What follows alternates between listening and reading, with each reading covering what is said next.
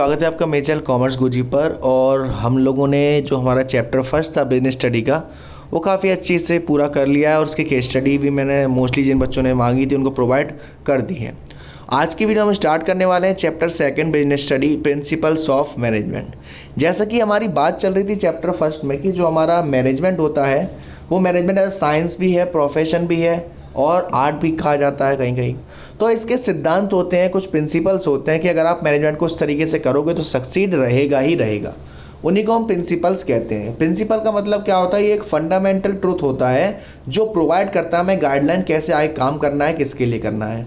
अब बात करी जाए प्रिंसिपल ऑफ मैनेजमेंट, तो प्रिंसिपल ऑफ मैनेजमेंट किसके लिए होंगे? मैनेजमेंट के लिए होंगे। हमें मैनेजमेंट कैसे करना है, किस तरीके से करना है, कैसे अच्छे वर्क करेगा, कैसे नहीं करेगा, है ना। तो इससे सबसे पहला टॉपिक आता है nature of principles of management, यानी कि जो हमारा प्रिंसिपल ऑफ मैनेजमेंट होता है उसका नेचर कैसा होता है। सबसे पहला है point universal applicability. Universal applicability यानी कि आपको मालूम है कि आपकी किसी भी टाइप की ऑर्गेनाइजेशन हो, किसी भी टाइप का बिजनेस हो, किसी भी टाइप का नन बिजनेस हो, स्मॉल हो या लार्ज हो, हर जगह प्रिंसिपल ऑफ मैनेजमेंट वर्क करता है। यहाँ पर मैनेजमेंट का एक फीचर था जिसे परवेसिव कहते हैं, उसकी याद आ गई होगी आप लोगों को। सेकंड है जनरल गाइडलाइन। जनरल गाइडलाइन का मतलब होता है they are general guideline to action decision making, however they do not provide readymade solution as the business environment is ever changing और डायनेमिक।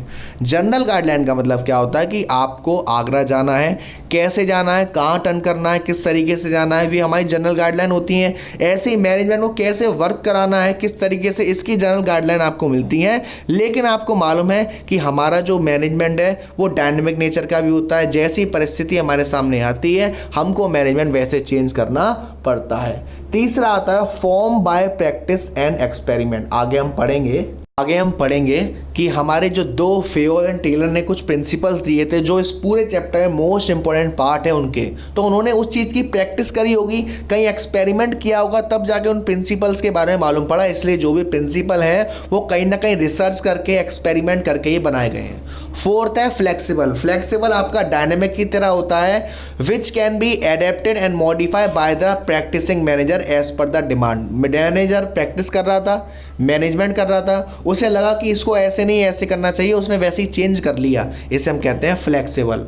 उसके बाद मेनली बिहेवियर। आपको मालूम है कि जो भी मैनेजमेंट होता है वो ह्यूमन बिहेवियर है, तो हम जब भी मैनेजमेंट करते हैं तो इंसान के बिहेवियर को देखते हुए करते हैं क्योंकि वो सारा मैन मेड प्रैक्टिस होती है।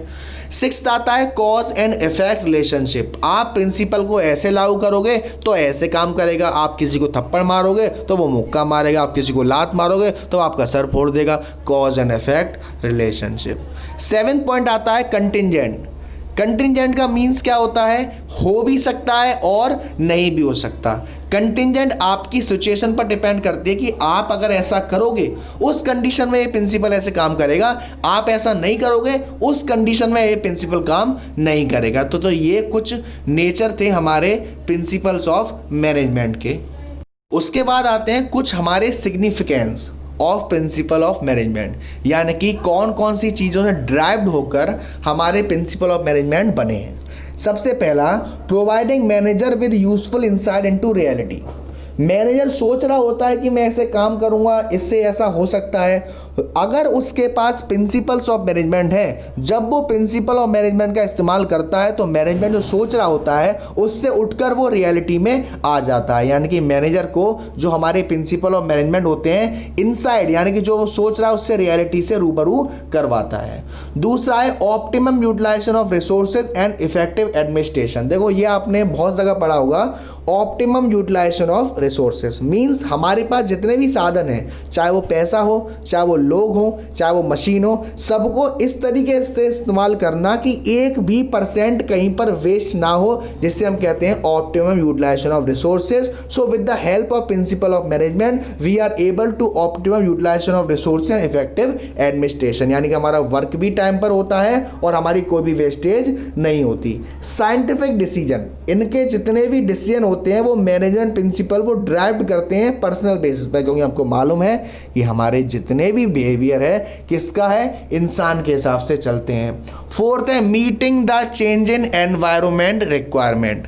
जैसे जैसे हमारा वातावरण आसपास का चेंज होता है वैसे ही वैसे हम अपने चेंज लाते हैं, अपने आइडिया में चेंज लाते हैं, अपने मैनेजमेंट में चेंज लाते हैं।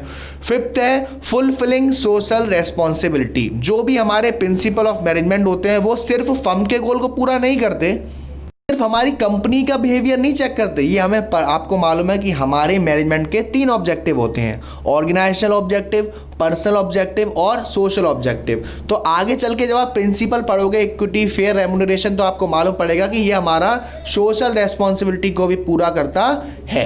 6 सिग्निफिकेंस आता है हमारा management training education and research. Management के जितने भी प्रिंसिपल होते हैं वो आइडेंटिफाई करते हैं किस एरिया में आप अच्छे से काम कर सकते हो, फ्यूचर में मैनेजर को कैसे ट्रेन करना है, उनको कैसे फ्यूचर रिसर्च करनी है, यानी कि मैनेजमेंट को आगे के लिए भी वो ट्रेन करता है। तो ये एक बहुत बड़ा महत्व होता है हमारा प्रिंसिपल ऑफ मैनेजमेंट का मैनेजमेंट के लिए। तो यहाँ तक तो साहब हमारी मैनेजमेंट की बात हुई और मैनेजमेंट के प्रिंसिपल की बात हुई कि इसका नेचर है, इसका सिग्निफिकेंस है। अब हमें कुछ प्रिंसिपल दिए हैं हमें फेयोल जी ने, टेलर जी ने, है ना, उनके बारे में पढ़ेंगे। सबसे पहले पढ़ते हैं Fayol principal of management. Henry Fayol के बारे में बताया जाए तो उनका जन्म 1841 में हुआ था और उनकी डेथ 1925 में हुई थी। इन्होंने डिग्री ली थी माइनिंग इंजीनियर और ज्वाइन करा था फ्रेंच माइनिंग कंपनी 1860 में एज अ इंजीनियर। इनने अपनी पोजीशन करते हुए वो वहाँ पर मैनेजिंग डायरेक्टर बन गए। जब उनकी कंपनी धोखे में थी, बैंकरप्टेड थी, बेकार हो गई थी, he accepted the challenge by using rich and broad administrative experience. यानी कि उनने अपने एक्सपीरियंस से, उनने अपनी तकनीक से, जब उनकी कंपनी बिल्कुल बर्बाद होने वाली थी वहाँ से उठा के ऊंचाइयों तक पहुँचाया। तो कुछ प्रिंसिपल ऐसे थे। अब जो भी प्रिंसिपल हैं बेटा बहुत ही ध्यान से पढ़िएगा, मोस्ट इंपॉर्टेंट है, आपके पेपर में केस स्टडी में तो आता ही आता है, डिफरेंस में भी पूछा जाता है। तो सबसे पहला प्रिंसिपल आता है हमारा, तीसरा प्रिंसिपल है हमारा डिसिप्लिन। डिसिप्लिन का मतलब क्या होता है, ये हम जो भी ऑर्गेनाइजेशन होते हैं उसके रूल जो रेगुलेशन बने रहते हैं। अच्छे मैनेजर, अच्छे सुपरवाइजरी लेवल के लिए बनने के लिए हमें डिसिप्लिन करना बहुत ही ज़रूरी है ना। तो उसके लिए डिसिप्लिन, यानी कि ये डिसिप्लिन सिर्फ छोटे लोगों पे या एम्प्लॉय पे काम नहीं करता, ये हमारे एम्प्लॉयर्स पे भी काम करता है ना। उसके बाद है unity of command. Unity of command का मतलब क्या होता है कि जो भी हम काम कर रहे हैं वो एक ही डायरेक्शन में मिले।